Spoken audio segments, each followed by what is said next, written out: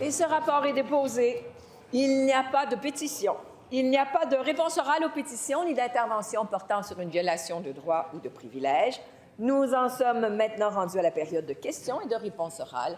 Et pour ce faire, je cède la parole en question principale au chef de l'opposition officielle. Madame la Présidente, sous la CAQ, c'est la pagaille la plus complète dans le réseau de la santé et à l'Agence de recouvrement Santé et Québec.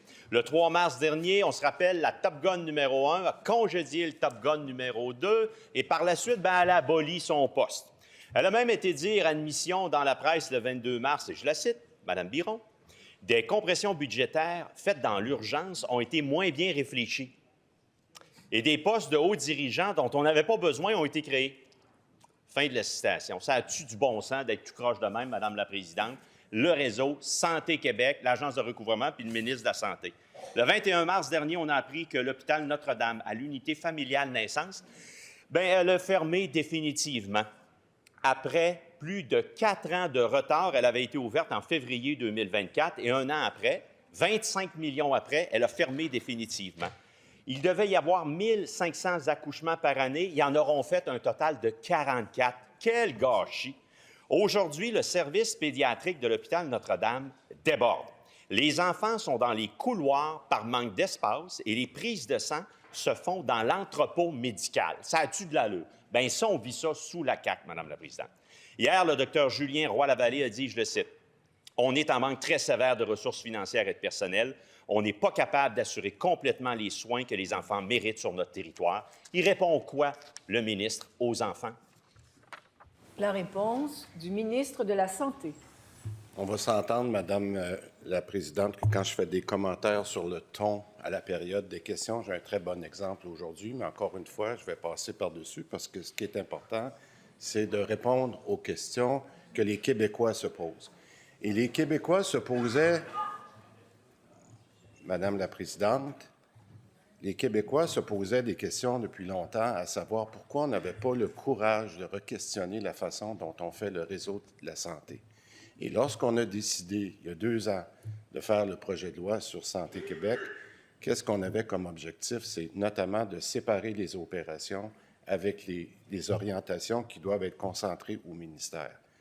Après quelques mois d'exercice, quelques mois, je dis bien, de Santé Québec, c'est sûr que la présidente, Mme Biron, a décidé de poser des gestes pour s'ajuster. Et je pense que des bons gestionnaires qui sont habitués de faire des changements importants savent qu'après un certain temps, on prend une pause puis on regarde si on s'en va dans la bonne direction. C'est exactement ce qu'elle a dit. Quand il y a des gestes qui sont posés qui ont besoin d'être corrigés, Madame la présidente, elle le fait. Voilà. Première complémentaire. Madame la Présidente, on voit bien que son agence de recouvrement Santé Québec, ça ne marche pas, c'est un gâchis. Ça, là, l'unité familiale naissance, ça a pris 4 ans pour le livrer, puis il n'a pas fait 1 an, ça a coûté 25 millions de dollars, c'est un gâchis sur toute la ligne. Puis aujourd'hui, les enfants et les familles des enfants, ils attendent d'un couloir, ils vont faire des prises de sang dans l'entrepôt médical, puis le ministre dit, écoutez, il faut s'ajuster, il faut s'ajuster. Coudon, ça fait 7 ans qu'ils s'ajustent, il leur reste 1 année, Madame la Présidente, on a compris, ils ne sont pas capables. Quel gâchis! La réponse du ministre. Chut, pas de commentaire après la question. Je n'ai pas entendu. Monsieur le ministre, votre réponse. Vous avez 45 secondes. Je pense que les commentaires qui sont faits sont à propos. J'en ferai pas plus. Madame la présidente, il y a 2 choses. On ne peut pas accuser Santé Québec pour des décisions qui ont été prises avant leur temps qui sont arrivées, premièrement. Soyons très clairs.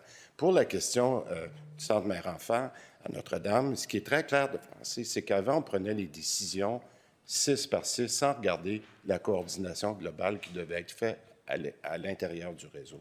Un des avantages de Santé Québec, puis je l'ai expliqué clairement à plusieurs personnes au cours de la dernière année, c'est de regarder l'ensemble de notre réseau et de dire, lorsqu'il nous manque de personnel, est-ce qu'on est capable de mettre les bonnes personnes aux bons endroits pour les bons enjeux, pour la bonne population? Madame la présidente, c'est exactement ce que Santé Québec est en train de faire, de placer... Deuxième complémentaire. Parfait, Madame la Présidente. J'ai eu une réponse. Le ministre se lève et dit hey, accusez pas Santé Québec, il n'était pas là avant il y a quelques mois. Parfait, je l'accuse lui. Il est là depuis 7 ans, Madame la Présidente. C'est lui le responsable, c'est pas Santé Québec. Parfait. Il va répondre quoi aux familles, donc des enfants, qui n'ont pas les services aujourd'hui, qui attendent dans les corridors. Ils attendent dans les corridors. Les prises de sang pour les enfants se fait dans l'entrepôt médical, Madame la Présidente. Alors, on n'accuse pas Santé Québec, on accuse lui. Quand est-ce qu'il va agir? La réponse du ministre. Je pense qu'il faut faire la différence, Madame la Présidente, entre l'intention initiale qui était faite dans l'investissement qui a été fait à Notre-Dame versus les besoins en pédiatrie que l'on connaît présentement. Il faut vraiment faire la différence entre les deux. Je ne suis pas sûr que le chef de l'opposition officielle le fait correctement, mais ça, on pourra y revenir. Madame la Présidente, on a des indicateurs très clairs qui nous montrent qu'il y a des améliorations un peu partout dans le réseau, particulièrement depuis que Santé Québec est arrivé. Ces indicateurs-là sont publics. L'interprétation qu'en fait le chef de l'officiel, c'est sa façon. Moi, ce que je vois, puis je le communique le plus souvent possible, on est en train de s'améliorer, puis le travail que ces gens-là, à la direction, va très bien. Troisième complémentaire. Là, Madame la Présidente, le ministre, il parle d'indicateurs. Je vais en donner un indicateur. Là, l'unité de famille de naissance, elle a fermé de façon définitive. Imaginez-vous donc, Madame la Présidente, que du matériel médical qui a été laissé là. Les médecins veulent avoir accès au local pour avoir le matériel médical. Le CIUS n'est pas encore en mesure de se prononcer. Puis Santé Québec a son mot à dire, mais il nous dit que ça ne sera pas avant 3 ou 6 mois pour avoir accès au local où il y a du matériel médical. Il veut un indicateur. Il est assez bon pour lui, celui-là? La réponse du ministre. Je l'ai dit souvent, Madame la Présidente, puis c'est pas drôle, là, l'interprétation que fait de la situation le chef de l'opposition officielle, pour le dire, n'est pas exacte. Les gens de Santé Québec sont très au courant de la situation qui se passe à l'hôpital Notre-Dame. Quelle va être la solution qu'ils vont trouver maintenant qu'on est capable de mieux travailler plusieurs hôpitaux, plusieurs établissements ensemble pour faire le bon service aux bons endroits? Les gens de Santé Québec vont prendre une décision. Peut-être que le chef de l'opposition officielle n'aime pas la façon de le faire. Nous, on pense que c'est la bonne façon de mieux coordonner que tout le monde ensemble. C'est ça qu'on fait, Madame la Présidente.